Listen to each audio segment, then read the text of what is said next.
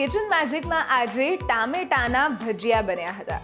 ટામેટાના ભજીયા બનાવવા એ થોડા ટ્રિકી હોય છે, કારણ કે ખુદ વોટરી વેજીટેબલ છે એટલે વધારે અઘરું હોય છે. પણ એ બનાવવા માટેના ડૂઝ અને ડોન્ટ્સ અહીંયા ખાસ નોટ કરી લેજો.